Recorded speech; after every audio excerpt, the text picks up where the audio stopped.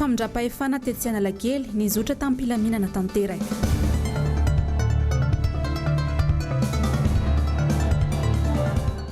Fihaonam-be ny FJKM ny alahady izao tsy asakana ireo mpiangona ny hetsika hafa.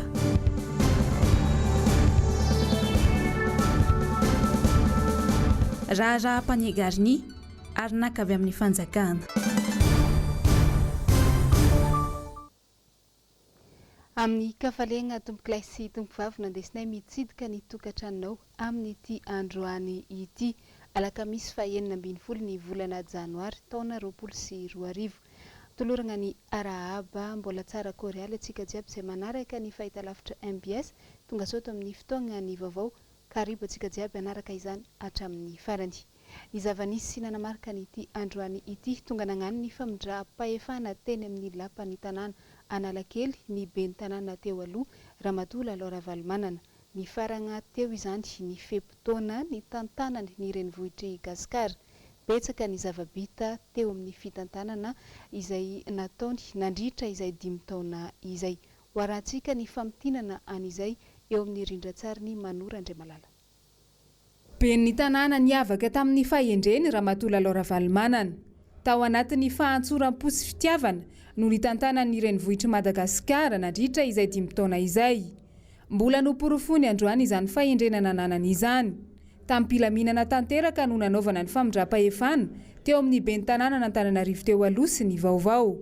Samba no nisy izany teto an-drenivohitra satria raha tsy ahivina dia tsy nisy famindram-pahefana tamin'ny 13 oktobra 2022 izay nandraisan'ny Ramatola Laura Valmanana ny fitantanana ny tanàna. Raha atao jeritodika kely ny zavabita, nampiavaka ny fepotona ny tantanan'ny Laura Valmanana ny fahaloavan'ny commune ara-potoana hatrany ny karaman'ny mpiasa ary mbola nomena prime sy nahazo fanomezana isaky ny fety azy ireo mpiasa rehetra tsy ankanavaka tao amin'ny commune Antananarivo renivohitra. Mahery ny 700 ny isan'ny mpiasa nampidirina mandritra ny fotoan'ny tetezamita tao amin'ny commune. Rehefa nandray ny fitantanana anefa Ramatola Laura Valmanana, tsy nisy noroainy na iray aza ireo mpiasa ireo fa noraisina ho mpiasan'ny commune avokoa ary nomena toerana sy andraikitra sahaza azy avy. Fomba fiadin'ny mpitantana hafa teto an-drenivohitra ny manao karazana valifaty politika ka manala avy hatrany ireo mpiasa hafa nampidiriny teo alohany. Tsy izay no nataon'ny ben'ny tanàna Laura Valmanana. Betsaka ny zavatra tsy nandeha tamin'ny laoniny izay novantanina tamin'ny taona 2022 saingy tsy nanenjika nizanizany ben'ny tanàna teo aloha. Kanefa dia betsaka ireo nanenjika sy nanasoketa azy tamina zavatra maloto toy ny raharaha fahamarotana ny Villa Elizabeth, ny zaridaina Antaninarenina izay nanosora-potaka azy tanteraka. Raha milaza ny ben'ny tanàna vaovao izay vao niditra fa hanao ny audit, tsy matahotra izany ny ben'ny tanàna teo aloha satria madio ny fomba fiasany hatr'izay. Efa nandefasan'ny mpanolotsain'ny tanàna Lalatiana Ravololomanana ny mpanao fanaraha-maso manokana avy amin'ny fitondram-panjakana na ny inspection générale de l'État Ramatola Laura Valmanana tamin'ny taona 2022 saingy tsy nahitana lesoka ny fitantanany ny renivohitra. Betsaka ny gaboraraka nanjaka teo anivon'ny fiadidiana ny tanàna n'Antananarivo renivohitra talohan'ny taona 2022. Fanavaozana sy fandaminana no nandesin'ny ben'ny tanàna teo aloha tamin'ny alalan'ny fampiofanana sy fampitaovana vokatry ny fiaraha-miasa teo amin'ny mpamatsy vola avy eto an-toerana sy avy any ivelany ary hita taratra ny fiovana nateraka izany. Ankehitriny ary namindra ny fanilo ho an'ny ben'ny tanàna vaovao Ramatola Laura Valmanana sy ny ekipany. Nodiny tsy hita ny zava-tsy ho vita ny fampandrosoana ny renivohitra Gasikara. Ny ahasoan'ny vahoaka an'Antananarivo no katsahany rehetra. Andrasana ary antenaina ahavita lavitra noho ny vitan'ny ekipa Ramatoa ben'ny tanàna no hatao n'ity ben'ny tanàna vaovao nandray ny toerany androany 12 janoary 2024 ity araka ireo fampanantenana tsy hita nono nataony nandritra ny fampelezan-keviny. Izay no famtinana ny zavabita ny ben'ny tanàna teo aloha. Fa raha hofitinana kely amintsika ihany koa ny zavatra nandalo teny amin'ny lapan'ny tanàna Analakely tamin'ity aniany ity tamin'ny 10 maraina androany fa 12 ny volana janoary no nigadona tetsy amin'ny lapan'ny tanàna Analakely ny ben'ny tanàna teo aloha Laura Valmanana sy ny ben'ny tanàna vaovao Naina Andretsitoaina izay andimby toerana azy. Natao tao amin'ny birao fiasan'ny ben'ny tanàna ny famindram-pitantanana ary niroso tamin'ny fitetezana ireo sampandraraha jiaby eo anivony lapan'ny tanàna ny ben'ny tanàna vaovao sy ny ekipa notariny. Tao anatin'ny filaminana tanteraka no nanaovandramatola Laura Valomanana ny famindram-pitantanana.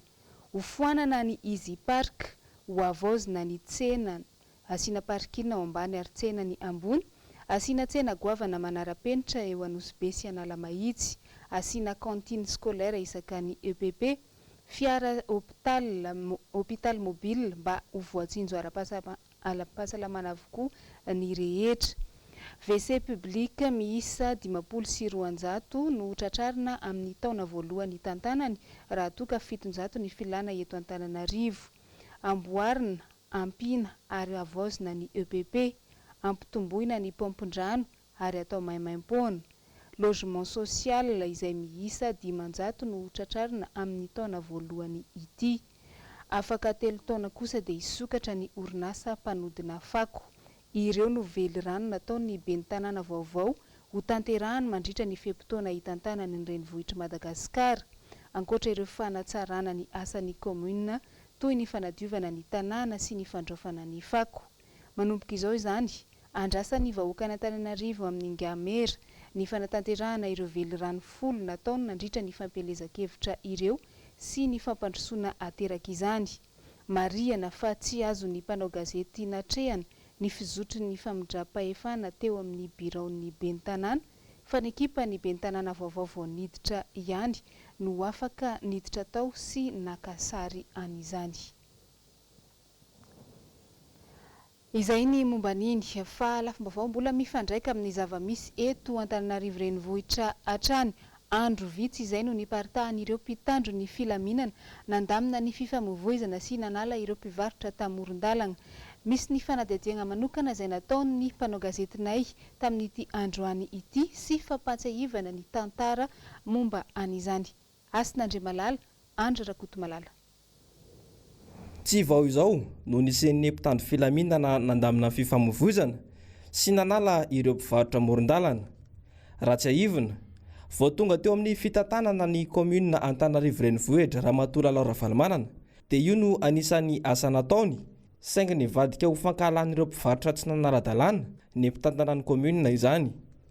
Ny taona 2024 dia nanao be midina nanala ireo mpivarotra amoron-dalana ny polisy nasionaly sy ny polisy komunaly saingy OP sy ady no nasitrin'ireo mpivarotra ary ny afara tamin'ny fanombana ny fiaran'ny komuna mihitsy saingy tsy nisy ny tolo-tanana avy amin'ny fitondrana fohy be.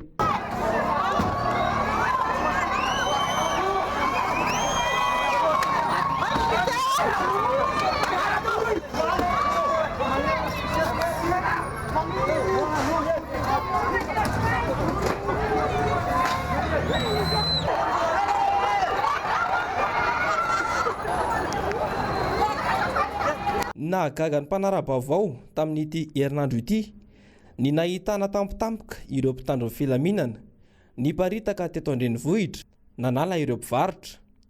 Raha ny polisy-pirenena no niditra antsehatra tamin'ny voalohany dia nanampy azy avy eo ny zandarmarie-pirenena ary ihany koa fa anampy ny avy eo amin'ny tafika malagasy. Mazava ho azy fa nisy ny baiko miainga avy any ambony nahafahana nanatanteraka izao hetsika izao. Tonga ao an-tsaina avy hatrany hoe ay azo atao tsara ny manao fihetsika toy izao rehefa ny olona mitovy firehekevitra amin'ny mitondra no mitantana ny tanàna. 2 andro mialohan'ny anaovana famindram-pitantanana tokoa mantsy no niseho tampotampoka ireo mpitandro ny filaminana. Ny irina ny aharetan'izao hetsika fanadiovana izao ary niparitahany izany era Madagasikara satria tsy Antananarivo irery akory Madagasikara. Izay ny momba niny fa lafim-baovao hafa mihitsy mihoatra ny fefy-ankehitriny ny tsindry izay miatra amin'ny mpagnano gazety. Namory mpagnano gazety Tetsy Ambatonakanga androany ny holafitry ny mpanao gazety eto Madagasikara namotsipotsitra ny momba an'izany. Miradora Benjamina sy Manora Andriamalala no teny an-toerana mitatitra ny vaovao. Mitohy vakana tatoato ary miseho amin'ny endriny maro ny famoretana ny mpanao gazety. Voatohitohina ny zo eo am-panatanterahana ny asa no voahitsakitsaka ihany koa ny zoma olona. Mijoro manoloana izany ny olafitry ny mpanao gazety eto Madagasikara. Fandefasana mpitandro filaminana nandeha tany amin'ny tranon'ny mpanao gazety ary fidiramana Andriambe ny hoe vaovao voaraindry zalahy mpitandro filaminana hoe misy fitaovam-pidiana hono ihany mpanao gazety nefa le olona mafisika any fa tsika miara-miasa mpitandro filaminana tsy zavatra ohatr'izany no endrika raha matahora atao amin'ny mpanao gazety zay mety tsy mitovy hevitra aminao. Anisan'izany koa ny fandroana ireo mpanao gazety SD fanjanona ny fifanarana arakasany zay mpanao gazety efa nanatrak-efa manodidina 9 taona izay hitan'ny lavitry ny mpanao gazety fa tsy rary na dia tsy afaka miditra fandaminana anaty ministera ny mpanao gazety satria andraikitry ny lavitry ny mpanao gazety ny miaro ny mpanao gazety. Fahatelo ny fanompiororona ny mpanao gazety hoe afindra toerana. Ny secrétaire général ny ordre des journalistes de Madagascar miara Solofarjona dia efa nahazo ny famindradona toerana any Maintirano kanefa mpitambanao amin'ny lavitry ny mpanao gazety izy tsy midika hoe tsy azo afindra fa eto ny raha andreketany amin'ny maha secrétaire général no lavitra azy dia ny fanaovarana carte matianina ho an'ny mpanao gazety izay lazain'ny ministre sy ny mpiara-miasa aminy fa maika io tsy maintsy atao maika anovanan'ny birao no lavitra mandefa taratasy ny ministre izay mampafantatra an'izany toe-javatra misy izany atao ve le carte sa tsy atao carte mamatianina amin'ny mpanao gazety raha atao io dia mba jereo ilay fanapa-kevitra nyraisinareo amindra ny secrétaire généraly anomy antony tsy dia mazava loatra any amin'ny toerana lavitra. Ankoatra ny fanesorana ireo mpiasa marobe izay na voakitikitika ihany koa ny mpanao gazety eo anivon'ny ainao manjerim-panjakana dia mampiahiahy ihany koa ny famindran-toerana atao an'ireo mpanao gazety efa mpiasa-panjakana raikitra. Dia mba hangataka aminao hoe mba anolena ilay izy noho ny fianakaviako eto izay ny antony voalohany hangatahako an'ilay annulation fa misy ihany koa ireo andraikitra fa inona loatra ny dia nataoko mahatonga an'ilay ty sanction ty dia izy ny teny moa tamin'izay fotoan'izay hoe tsy sanction io izay mihitsy ny nambaran'ny ministre tsy sanction io fa araka ny soratana ao anatin'ilay décision dia hoe nécessité de service.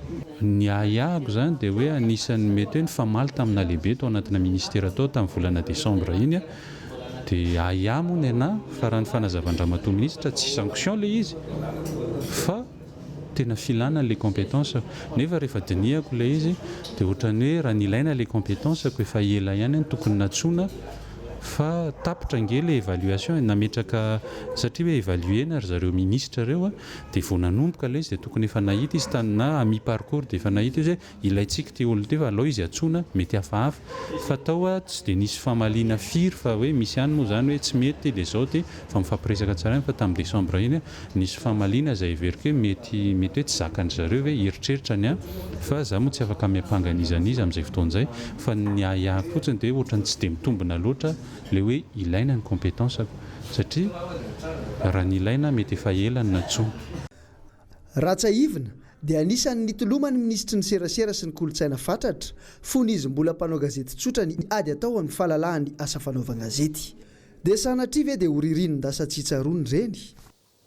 Ilagnatsiny ny tsy fetezana teo amin'izay horonan-tsary na rahantsika teo izay fa vaovao ny finoana kosa indray eny Antsonjombe no ambohi-pionana voalohany ho an'ny mpino FJKM amin'ity taona vaovao 2024 ity fanompoam-pivavahana sy fanentanana maro no ho hita amin'ny alahady 7 ny volana janoary ho avy izao.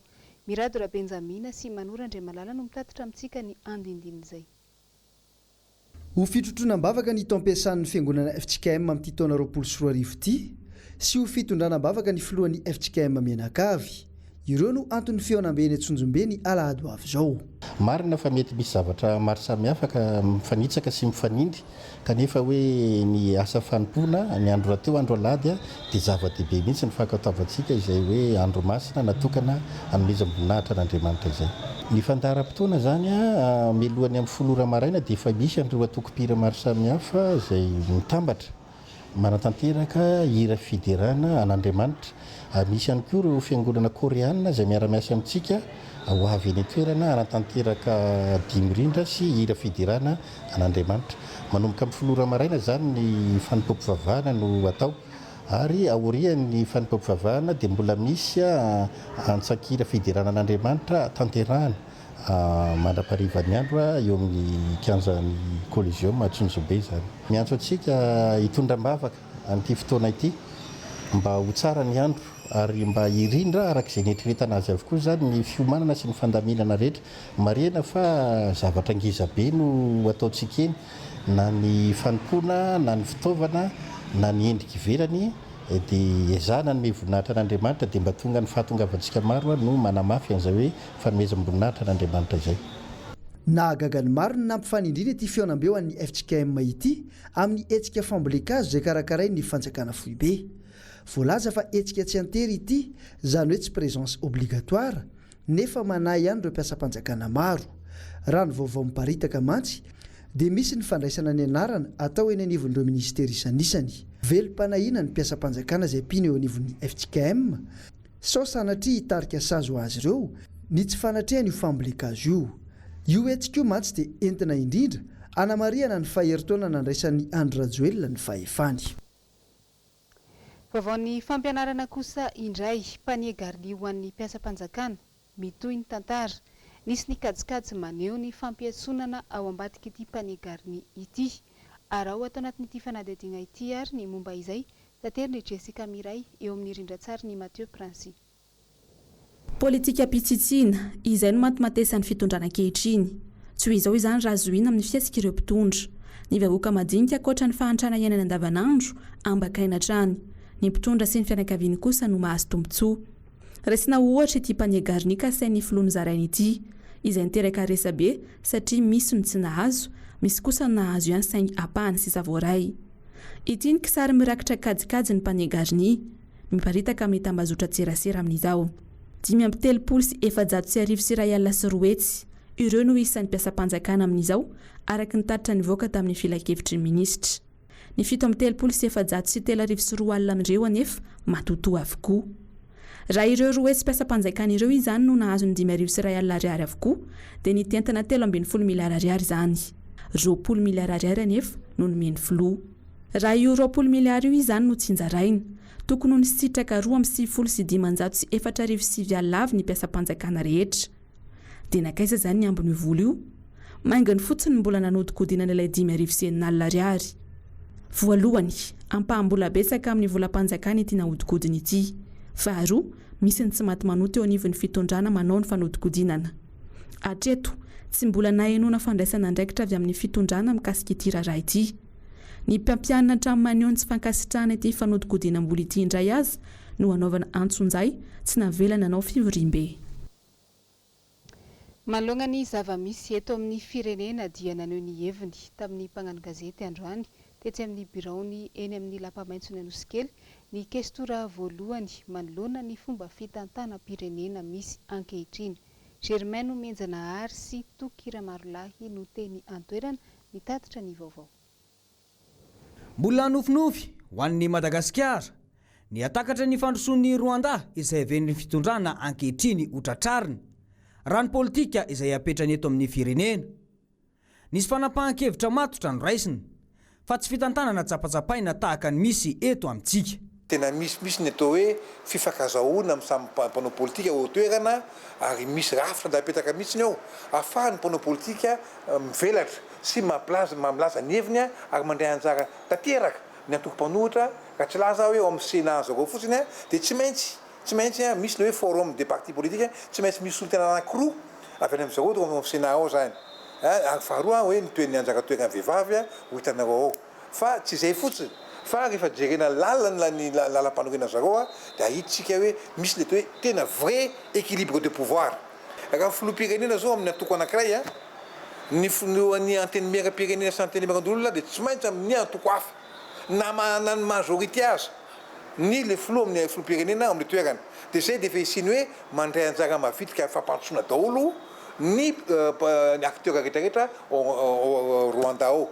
Izany rehetra izany dia lazana hoe tsy misy ny atao hoe politique d'exclusion any Rwanda. Nanamafy moa ny teo anivon'ny Sénat fa isy ny fandarana manokana izay hitondran'izy ireo nitatitra momba ny fitsidihan'ireo délégation teo anivon'ny Sénat eto Madagasikara tatsy Rwanda. Eritaona izay no nitantana ny filoha ankehitriny an'ity firenena malagasy ity. naneho ny heviny ny solombavam-bahoaka ny Madagasikara voafito tao amin'ny boriboritany fahadimy tamin'ny anarany antoko tiako Madagasikara androany nambarany fa fotoana izao mila itakiny ny vahoaka malagasy ireo fampanantenana izay natao. Germaine Menjanahary sy Tokra Marla. Mila mahay manetry tena, miasa ampahamarinana, tsy be vava fotsiny, fa misy asa mivaingana ho an'ny vahoaka no tena profo ahitam-bahoaka fa miasa ny fitondrana. Tsy izay anefa no zava-misy eto amintsika, fa fitoizam-pitantanana avokoa ny asa izay mandeha eto amin'ny firenena. Tsy misy zavatra mandeha amin'olona eto, ozy le fomba fitenenana amin'izao fotoana izao tsy afaka le fitondrana. Hovay le fomba fanao zavatra fa tsy mety. Tsy androso mandrakizay eto isika. Lazaina tany am-boalohany fa hoe efa vonona ny vola. Efa zao atao mitovy amin'ny tanàna rehetra tena faran'izay raitra sy efa mandroso any ivelany mia hoe New York, hoe Paris sy ny rehetrarehetra. Heritaona zany zao no nitondrana zao fitondrana zao. Ohatrany tsy hitanao izay zavatra mandeha. Tena tsy misy fa fampandriana drisa mibetsaka. Tena resaka ny betsaka aloha.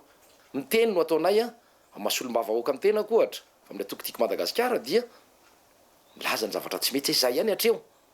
Na ny ministra amin'izao fotoana izao, na ianareo mpitondra rehetra sy ny ekipanareo rehetreo tena toe nanao tsinitsinina, tsy nanajy ianareo. Akoatran'ny tsy fanajana lalam-panorenana izay efa miarihary.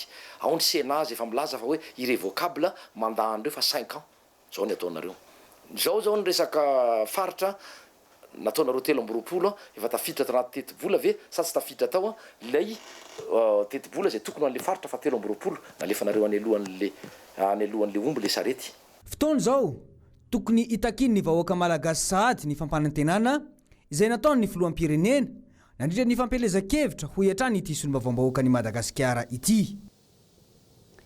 Nagnantona pahay toe-karena raiky ny mpanao gazety ny MBS tamin'ity androany ity ampahafantarina amintsika ny aiza ho aiza izany toe-karena eto Madagasikara izany. Andeha arahantsika ary ny fanadihadiana izay nataony Asin'Andriamalala teo amin'ny sary ny Andro Rakotomalala. Mampiteny moana ny fitotongan'ny farim-pianandra malagasy amin'izao fotoana izao. Tsy misy mijery ny tena marary ny vahoaka fa ny aingitraingitra sy ny fisehosehoana ivelany no tena ifantohana mba andinana ny sain'ny vahoaka. Ny tena zavatoza dia ny ampitombo ny efa be eo am-pelantanany hatrany no imasony mpitondra sy ny manodidina azy satria business ahitan'izy ireo tombotsoa manokana hatrany no tena imasony izay miteraka fitotonganana goavana ho an'ny sehatra ekonomika. Sehatra fahatelo moa zany dia sehatra fampiasana service dia io nefa moa ohatra ny trandrahan'ny fitondrana amin'izao fotoana izao dia le iny zany fa investissement immobilier. Io indray ohatra ny président Trump moa zany manao an'io ry zareo tena ho an'zareo libéral sy capitaliste be io ka misy io social fa social na olombitsy io ary matetika ny fahefa-mividin'olona tsy azakan'io mihitsy dia tsy ho tratra mihitsy zany le tanjona ho an'le klasy afovoany ka ho jereny fotsiny zany ny zavatra izay misy eo amin'io sehatra fahatelo io. Ao mantsy ny tokony sitrahan'ny olona io nefa aty amin'ny klasy afovoany sy ny saranga ambanimbany tokony sitraka ao anatin'io. Ohatra hoe hôpitaly, fampianarana, tourisme, maro dia maro izy io kanefa tsy afaka isitraka an'izay izy raha tsy manana fahefa-mividy. Raha tsorina dia ho sarotra amin'ity fitondrana mijoro ity ny ampandroso ny tontolo ara-ekonomika eto Madagasikara raha tsy manova famindra izy ireo. Vaovao ny fampianarana dia mitohy ny greven'ny CSS eny Ankatso amin'izao. Nagnano fanambarana ihany koa androany teny an-toerana ireo mpianatra avy amin'ny lalam-piofanana siansa mahakasika an'izay. Ravorazafy Mahenina sy Tahiriniaina Ranariniarina no nanangona ny vaovao andeha arahantsika. Manero amin'ny fitopolo ora ny tompona ndraiky mpanjakana ny ministera ny fampianarana ambony sy ny fikaroana ara-tsiansa ary ny CSS ny mpianatra eny Ankatso mba hiverena ny fampianarana faran'izay haingana. Ny azy ataon'ny talata izo kosa anao maritra ny toy ny fangatahana raha toka samy fampiziroziry amin'ny heviny ireo mampikatso ny fampianarana. Manoloana ireo olana misy aty amin'ny université n'Antananarivo indrindra ny eo amin'ny lafiny fampianarana izay niatina nandritra ny volana maromaro izay hita fa miantraika tanteraka aminay mpianatra amin'ny ambaratonga ambony dia manao izao fanambarana izao izay amin'ny amerina ny fampianarana farak'izay haingana.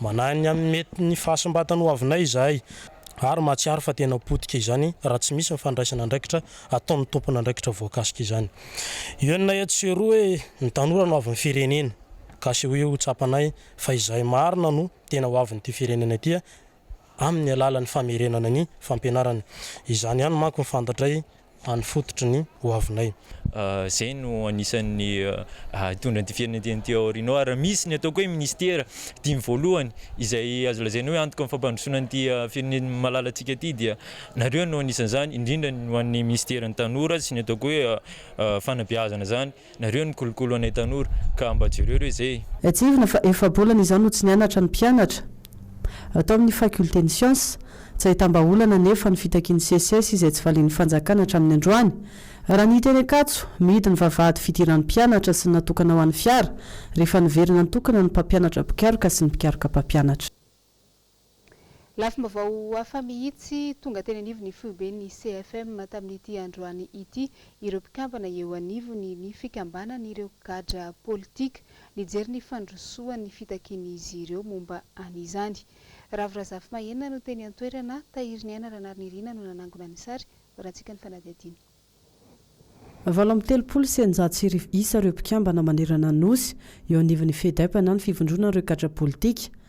Atao anatin'ny 7 taona tsy nisitraka ny famonerana azy izy ireo izay anisan'ny aran-tsirary nandritra ny krizin'ny fandimby teto amintsika nanomboka ny taona 2 sy 4 arivo. Efa nandefa avant projet de décret zareo any amin'ny ministère ny fitsarana mba ahafahana mametraka an'izay rafitra vaovao eny anivon'ny androm-panjakana ny gouvernemanta zany hanao an'ilay réparation d'indemnisation zay araky ny lalàna 2016-037 tamin'ny 2 février 2017. Fa tsy afa-po koa zay satria nahoana mbola misy asa tokony hotohizana hanafainganana an'izay. Potika ny ankonanay rehetra, potika ny asina ara-pianakaviana, potika ny asina amin'ny resaka asa ny ankamaroany ny gadra politika zany.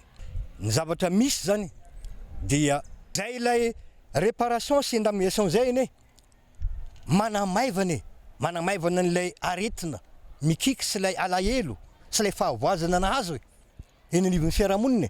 Antsoavina ataon'ny mpikambana ho an'ny mpitondra fanjakana manoloana izany mipetraka ihany koa ny tokony sy ny fampihavanam-pirenena manerana nosy izay tsy hita soritra hatramin'izao.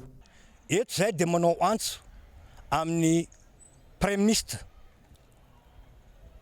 lehibe ny gouvernemanta, manao antso amin'ny filoham-pirenena mangataka izahay ny mba hanafainganana mba ho amin'ity taona ity kosa no anonerana an'ireo niaramboina tamin'ny crise ny fandimby teto mba ho mariky zany hoe fahatombohan'ny fampihavanam-pirenena zany. Managna miaramila zahay, managna civil zahay, managna mpanao politika zahay, eran'ny Madagasikara misy daholo. Managna manam-pahaizana koa zahay, managna vahoaka koa zahay.